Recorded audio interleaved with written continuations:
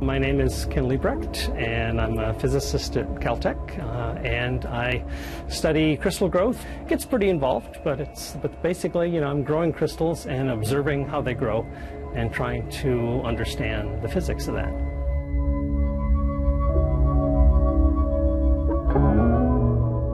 I sort of soon decided ice was a really good case study. One reason is it's very cheap and very easy to grow.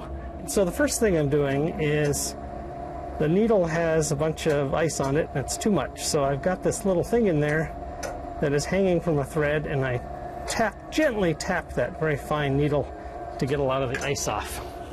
Then it turns out the growth of needles needs a little bit of chemical stimulant. So this is mostly vinegar vapor, and I put just the tiniest amount of vinegar vapor in the chamber, just a smidgen.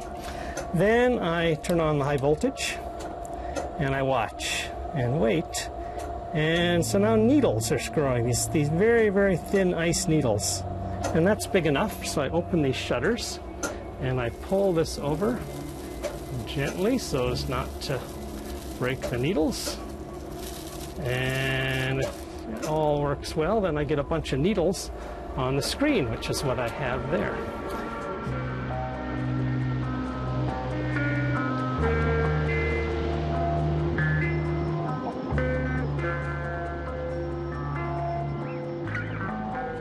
I can rotate it around a little bit and focus on it,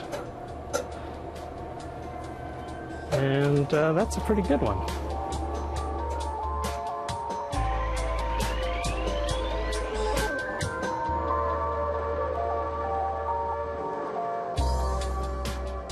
The lore that no two snowflakes are exactly alike, and to some degree that's true.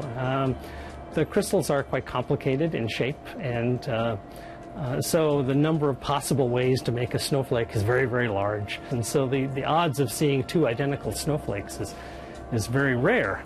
On the other hand, we grow crystals in the lab, and we specialize in growing little tiny hexagonal crystals with as little structure as possible.